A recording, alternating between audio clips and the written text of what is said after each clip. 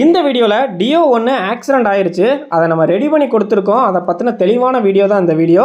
நம்ம இந்த மாதிரி வண்டியை வந்து ரெடி பண்ணி கொடுக்கறது கிடையாது. ஃப்ரெண்டோட வண்டி அப்படிங்கிறதுனால அதை எடுத்து ரெடி பண்ணோம். ஜஸ்ட் வீடியோவை பண்ணலாம் அப்படின்னு சொல்லிட்டு அதை வீடியோவும் பண்ணியிருக்கேன். ஃப்ரண்ட்டில் ஃபுல்லாகவே ஆக்சிடென்ட் ஆகி ஃபுல் டோட்டல் டேமேஜ் ஆயிடுச்சு. இதுதான் கிராஷ் கார்டு, அதாவது உடையாமல் இருக்கிறக்காக இந்த கம்பி போட்டிருக்காங்க. கம்பி மட்டும்தான் இருக்குது, மிச்சம் எல்லா பார்ட்டுமே உடஞ்சிருச்சு. அப்பாவோட வண்டிலையும் பார்த்துருக்கேன், இந்த வண்டிலையும் பார்த்துருக்கேன். ஸ்கூட்டரை பொறுத்த வரைக்கும் இந்த மாதிரி அந்த கிராஷ் கார்டு ஃபிக்ஸ் பண்ணுறது, அந்த பம்பர் ஃபிக்ஸ் பண்ணுறது டோட்டலி ஒரு யூஸ்லெஸ் ப்ராடக்ட்டு. என்னோட பர்சனல் ஒப்பீனியன். இதனால் எந்த யூஸுமே இல்லை. இது எங்கெங்கே ஃபிட் பண்ணியிருக்கோ எல்லா பார்ட்டையும் எக்ஸ்ட்ரா உடச்சி தான் வருதே தவிர இது வந்து ஒரு யூஸ்லெஸ் ப்ராடக்ட்டு. இதை எப்படி ஃபிக்ஸ் பண்ண, இதை ஃபிக்ஸ் பண்ணுறப்ப என்ன நடந்துச்சு அப்படிங்கிறத இந்த வீடியோவில் தெளிவாக பார்க்கலாம். வணக்கம் நண்பா, நான் உங்கள் எம்கே. நம்ம சேனலுக்கு புதுசாக இருந்தால் மறக்காம நம்ம சேனலை சப்ஸ்கிரைப் பண்ணிடுங்க. நம்ம சேனலில் பைக் சம்மந்தப்பட்ட நிறைய வீடியோ அப்லோட் பண்ணிகிட்டு இருப்போம், அதுவும் நம்ம மொழி தமிழில். வாங்க வீடியோக்குள்ளே போகலாம்.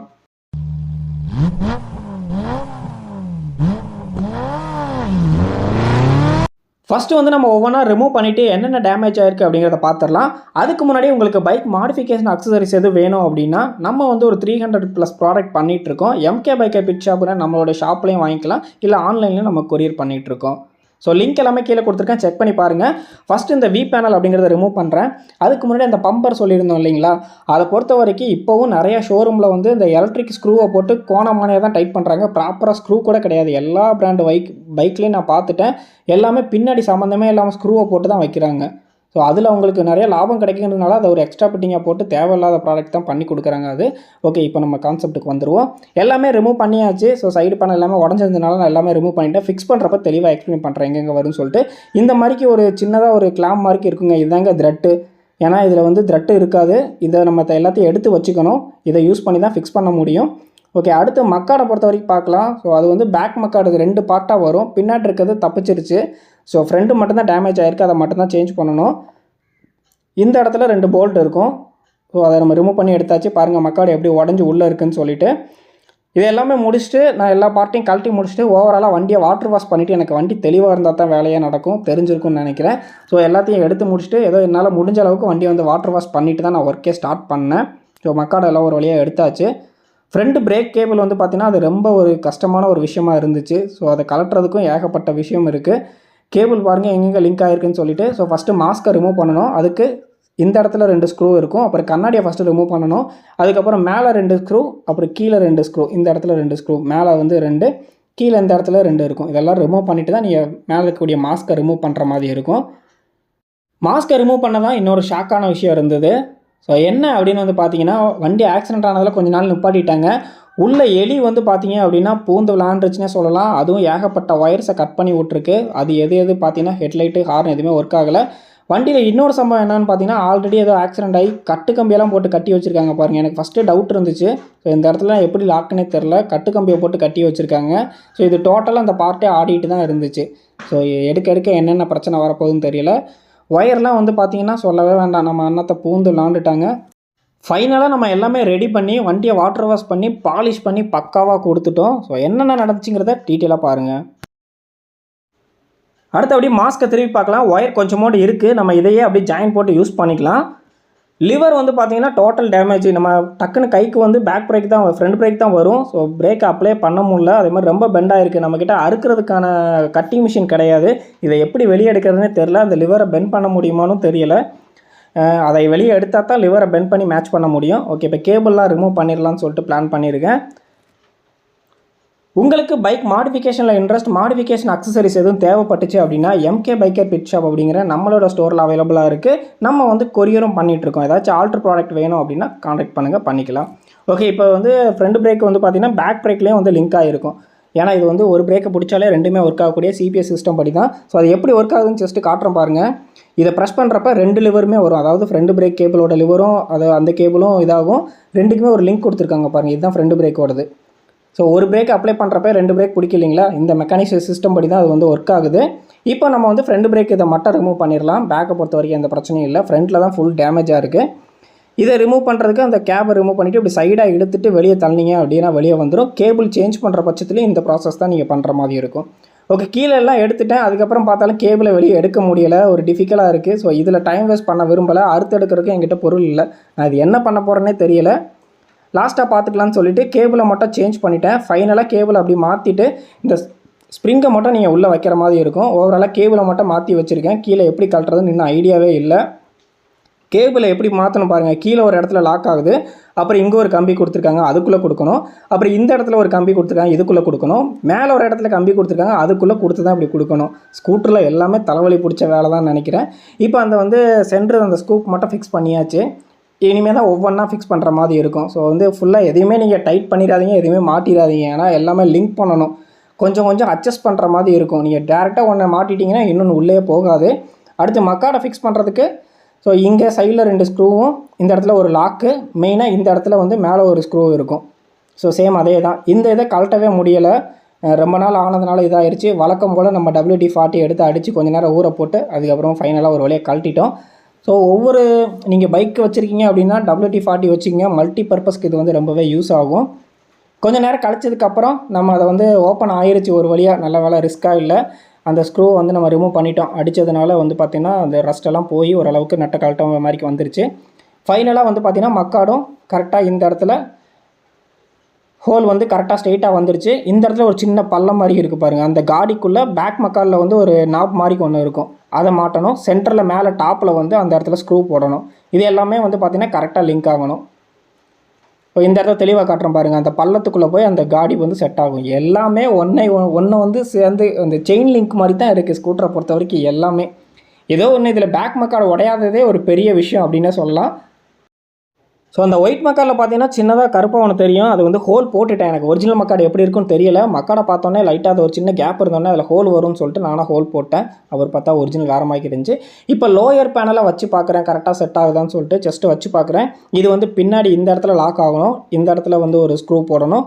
அப்படியே ஸ்ட்ரெயிட்டாக இங்கே வந்தீங்கன்னா இந்த சென்டர் ஸ்கூப் செட் ஆகிறதுக்கு இங்கே ஒரு ஸ்க்ரூ போடணும். அப்புறம் மேலே பார்த்தீங்க அப்படின்னா இந்த இடத்துல ரெண்டு இடத்துல இருக்குது, இங்கே ஒன்று, இந்த 2 இடத்துலையும் ஸ்க்ரூ போடணும்.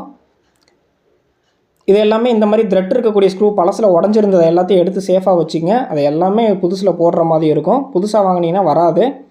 அதுக்கு முன்னாடி இண்டிகேட்டர் பார்த்தீங்கன்னா உடஞ்சி அது தனியாக வந்துருச்சு பாருங்கள். வெறும் சின்ன பின்னாக தான் இருக்குது. ஆனால் இண்டிகேட்டரை பொறுத்தவரை ஸ்க்ராட்ச் மட்டும்தான், அதை அப்படியே யூஸ் பண்ணிக்கலாம்.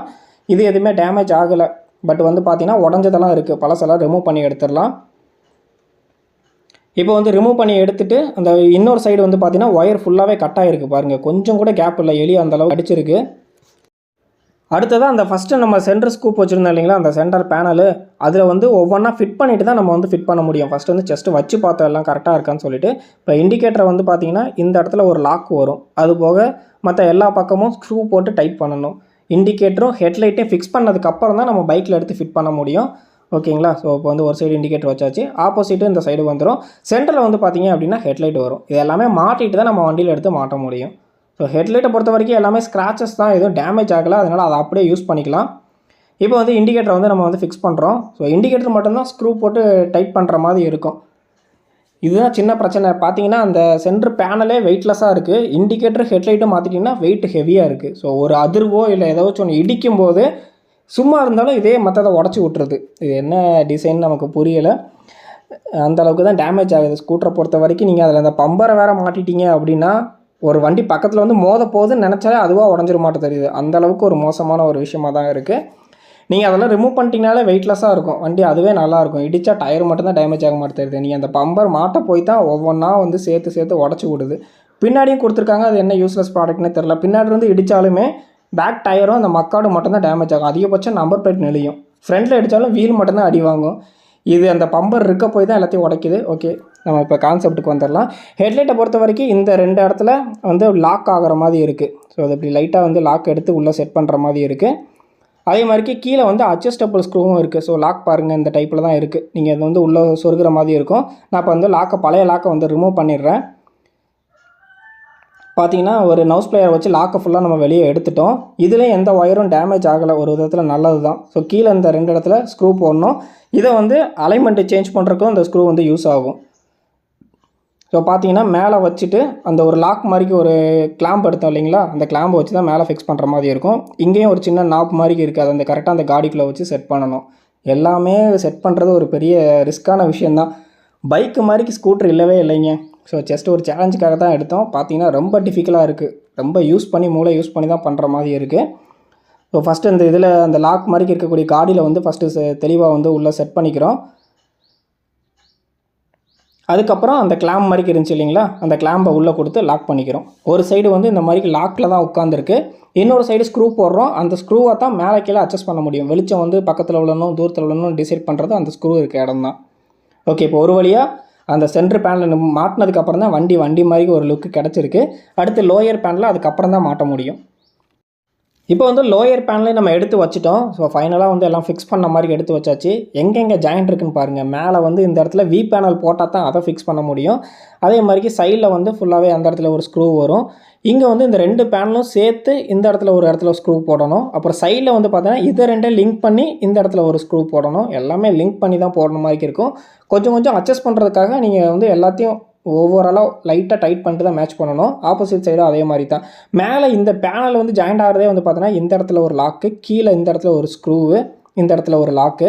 ஸோ இதுவே ஒரு நிறையா இது லாக்கும் ஸ்க்ரூவும் போட்டு தான் பண்ணுற மாதிரி இருக்கும். பாருங்கள், எங்கள் சைட்லலாம் வந்து பார்த்தீங்கன்னா உள்ளுக்குள்ளோடி வந்து உங்களுக்கு ஒரு லாக் இருக்கும், உள்ளேயும் ஒரு லாக் இருக்குது. அதுவும் வந்து கரெக்டாக அந்த வி பேனல் இதுவும் இந்த இடத்துல ஒரு லாக் இருக்குது. எல்லாம் கரெக்டாக வந்து செட் ஆகணும். ஒரு லாக்கு பின்னாடி தள்ளுற மாதிரி இருக்கும், ஒரு லாக்கு டேரெக்டாக புஷ் பண்ணுற மாதிரி இருக்கும்.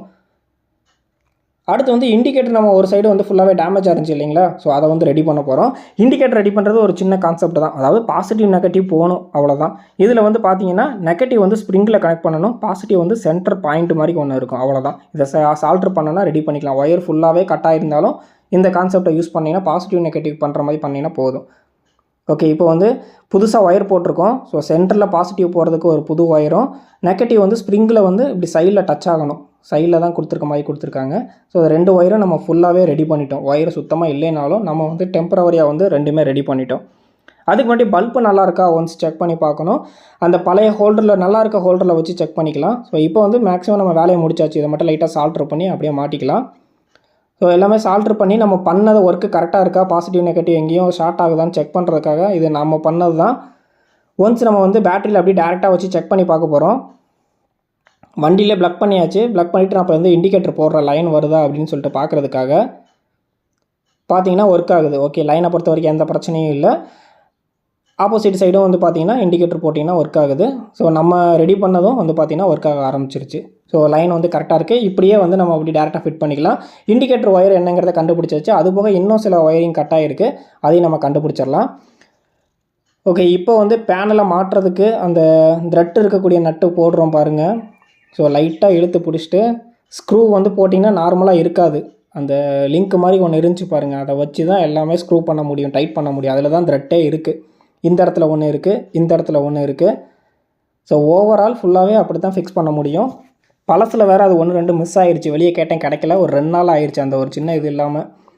ஓகே, இது வந்து கொஞ்சம் கேப் இருக்கிற மாதிரி இருந்துச்சு, சரியாக செட் ஆகலை. லைட்டாக ஹீட் பண்ணி அந்த ஓட்டையை பெருசு பண்ணிட்டேன். ஸோ வந்து கரெக்டாக கொஞ்சம் பேனல் சீட்டிங் ஆகலை. இங்கேயும் வந்து பார்த்திங்கன்னா ஒரு லாக் இருக்குது. ஸோ இது இந்த சைடுக்கு வந்து மேலே தள்ளணும். ஸோ தள்ளி லாக் பண்ணியாச்சு. இந்த இடத்துல 2 பேனல், லோயர் பேனலும் அந்த சென்டர் ஸ்க்ரூப்பு சேர்த்து ஸ்க்ரூ போடுற இடம், கீழேருந்து மேலே தள்ளி அந்த இடத்துல ஸ்க்ரூ போட்டாச்சு. இந்த இடத்துல ஒரு ஸ்க்ரூ இருக்குது. இந்த இடத்துல வந்து பின்னாடி தள்ளுற மாதிரி ஒரு லாக் இருக்குது. டேரெக்டாக கீழே பார்த்தீங்கன்னா அங்கேயும் ஒரு ஸ்க்ரூ இருக்கும், அதை நான் எக்ஸ்பிளைன் பண்ணல. ஓகே, வி பேனல் நல்லாயிருக்கும்னு நினச்சேன். பட் வந்து பார்த்தீங்கன்னா கீழே இந்த இடத்துல டேமேஜாக இருக்குது, இந்த இடத்துலையும் பார்த்தீங்கன்னா லாக் இல்லை.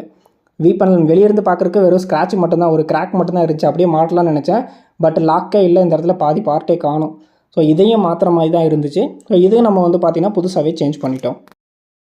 அதே மாதிரி அந்த வி பேனல்னு சொல்லக்கூடிய இடத்துல இந்த மாதிரி ஒரு ரப்பர் புஷ் இருக்கும், அதை எல்லாமே நீங்கள் ரிமூவ் பண்ணி எடுத்துக்கணும். ஏன்னா நம்பர் பிளேட் வந்து போடுற இடம் இதுதான். ரொம்ப டைட்டாக வச்சிங்கன்னா நம்பர் பிளேட்டே இந்த பேனில் உடச்சிரும். அதுக்காக இந்த மாதிரி ஒரு புஷ் கொடுத்துருப்பாங்க.